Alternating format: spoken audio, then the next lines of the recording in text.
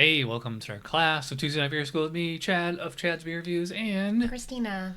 Alright, so 2 weeks ago we did the Helles Bock, and then last week we did the Dunkles Bock. So the Helles means... Light. Right, and Dunkles means... Dark. Alright, so this style tonight is the Doppelbock, which means like double. So it's like we have like, like American, we have like IPA and you have double IPA. Mm-hmm. It's kind of like the same thing, Bock and then Doppelbock. And then, but like, it's funny because like they keep the Helles and the Dunkles as two separate styles. Uh-huh. But the Doppelbock can be either light or dark.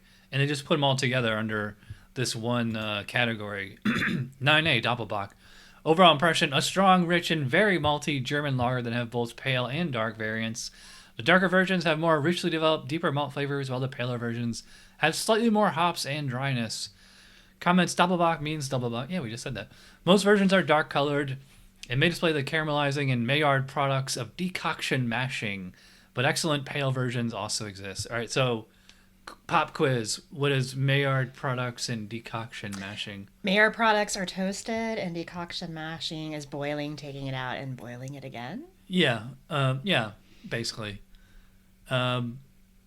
Pale versions might have the same richness and darker malt, and fruit flavors dark and maybe a bit drier. So, while most traditional examples are on the lower end of the ranges cited, the style can be considered to have no upper limits. So, no upper limit for gravity and alcohol. So, like you could have like a 30% ABV, basically, is what they're saying. Nice. Let's skip the history. You guys can pause to read that. All right. So, characters, ingredients. German base malt and German hops. Cleaning German lager yeast, decoction mashing is traditional, but not required. All right, so stronger, richer, more full body version of either Dunkles or Helles Bock. Pale versions will show higher attenuation and less dark fruity character. All right, so commercial examples. We actually do have one, the Weihenstephaner Korbinian. Where's my? It's got a cool old school label. Yeah.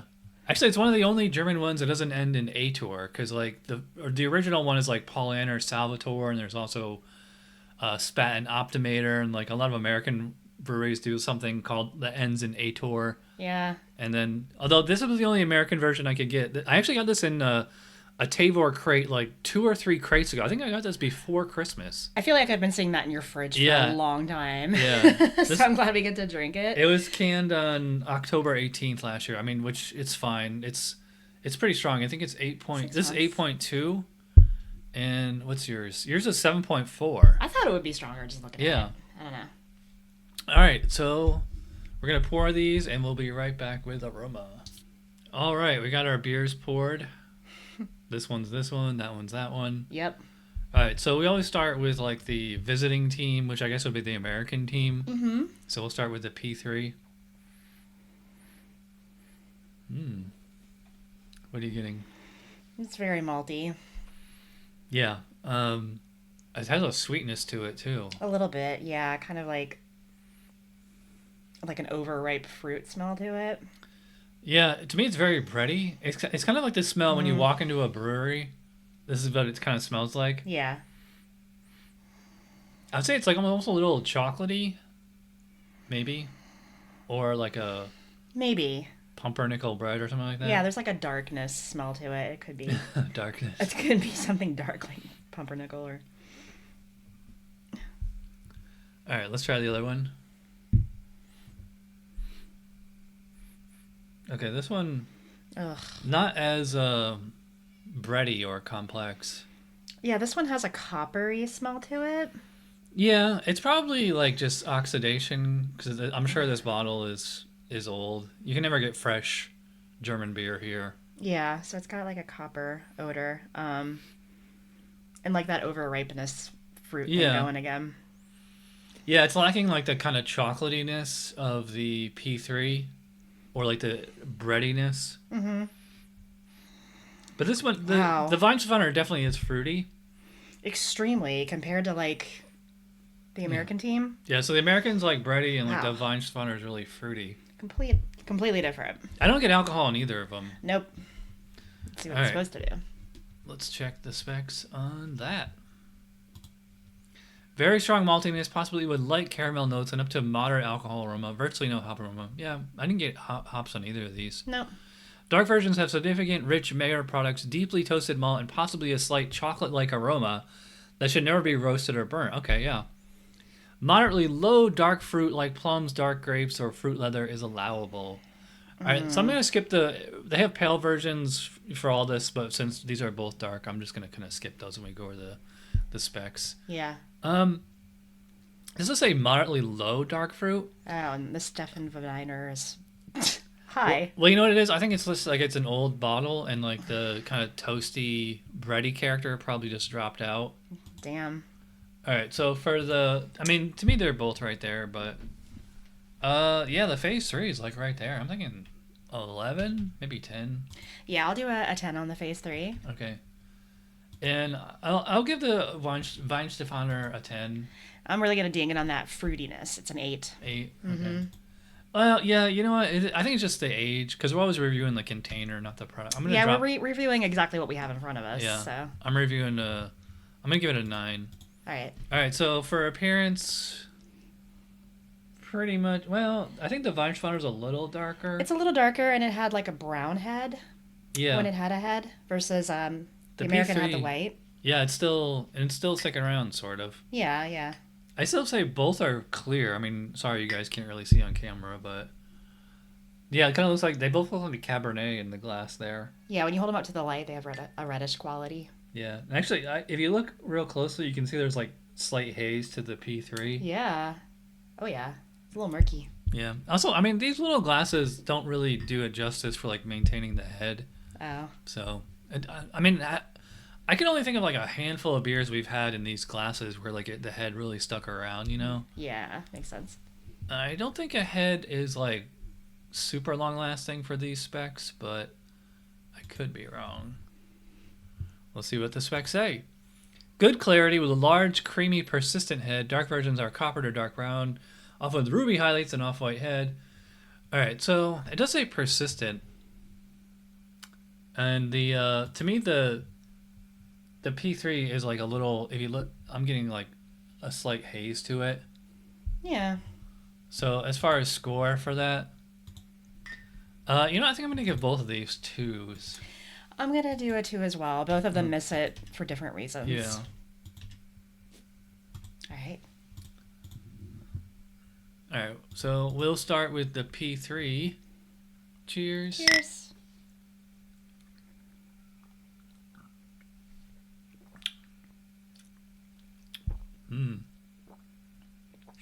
To me, it's like fruitcake or something. This is this is so smooth.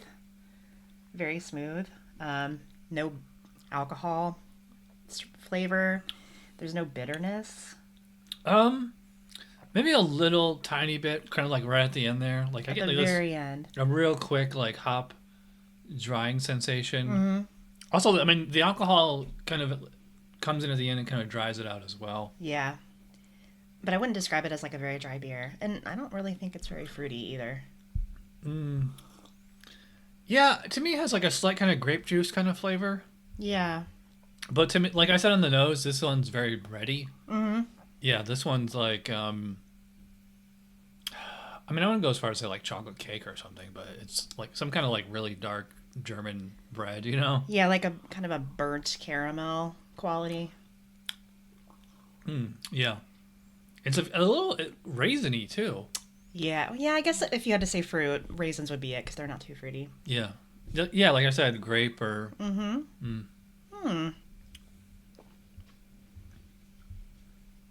All right, let's try the Weihenstephaner. Okay. Cheers again. Cheers.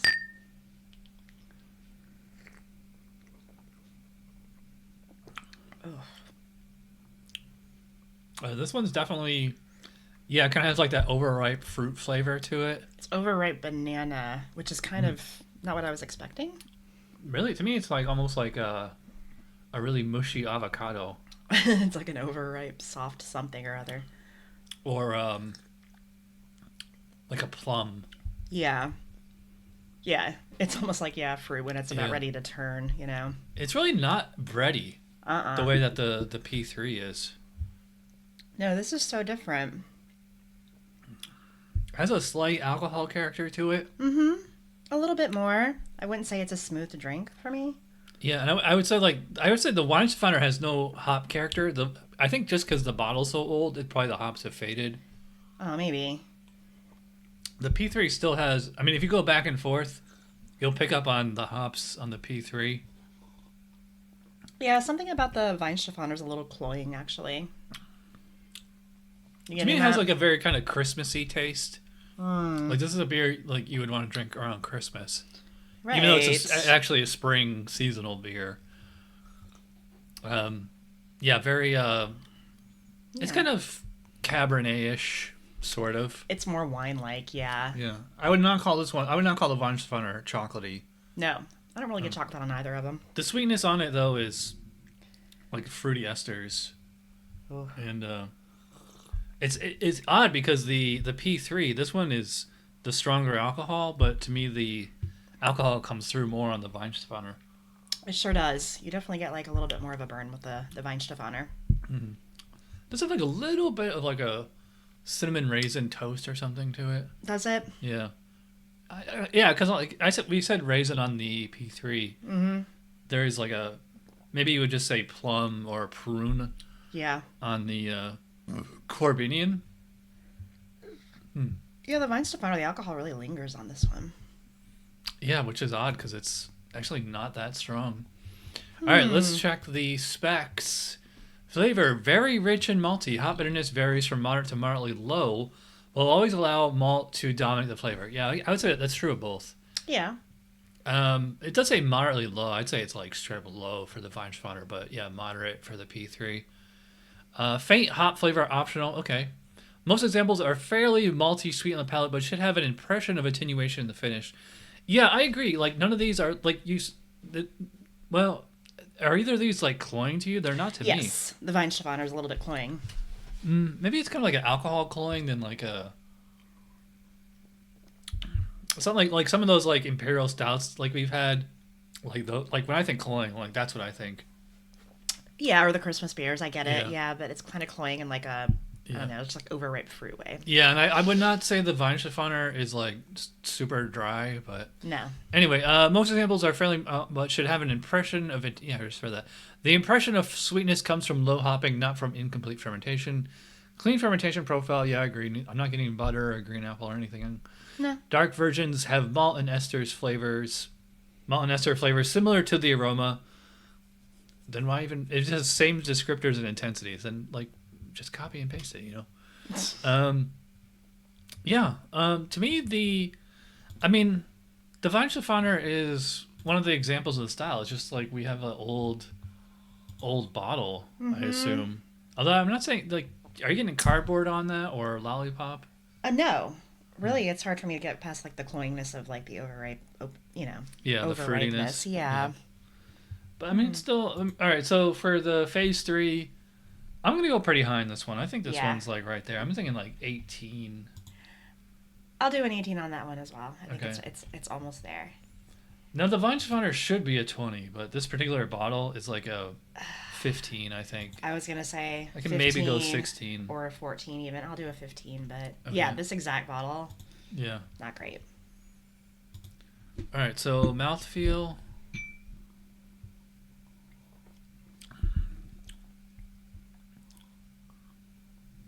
I'd say medium for both.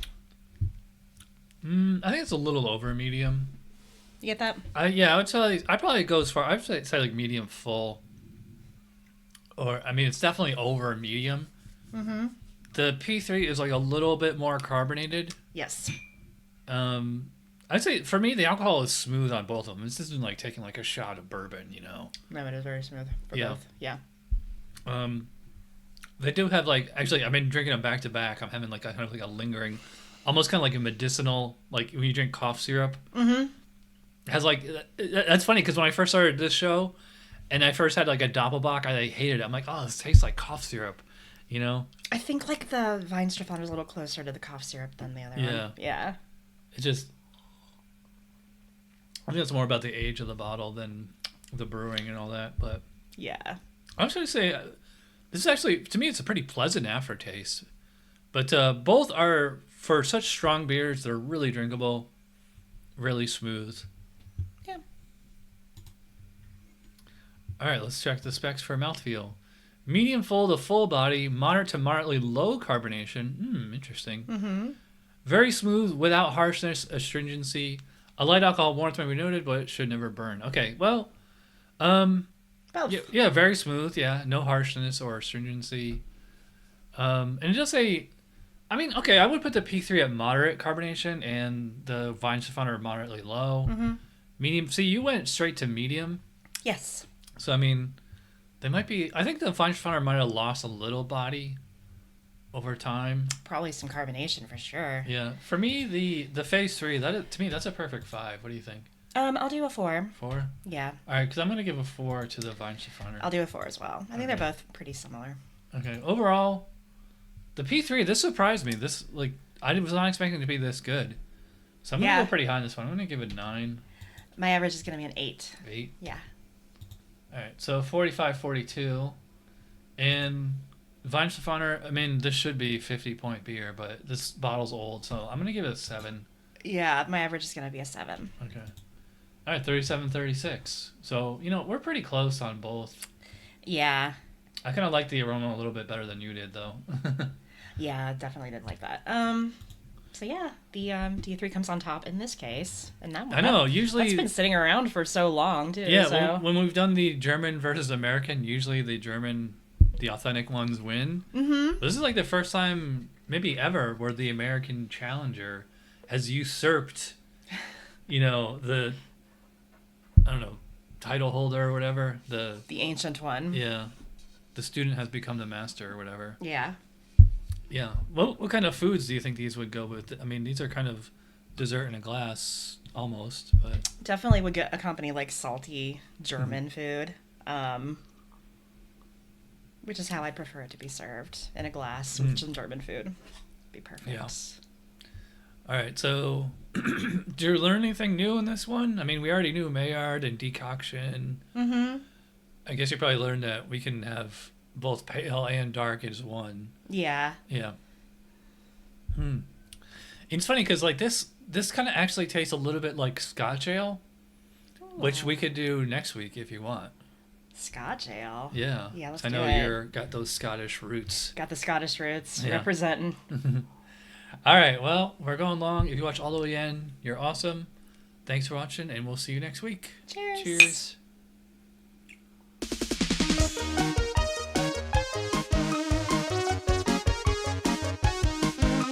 Somebody brewed it. Chad just reviewed it. Thanks for watching Chad's Beer Review. Trust me, the next episode will be a lot better.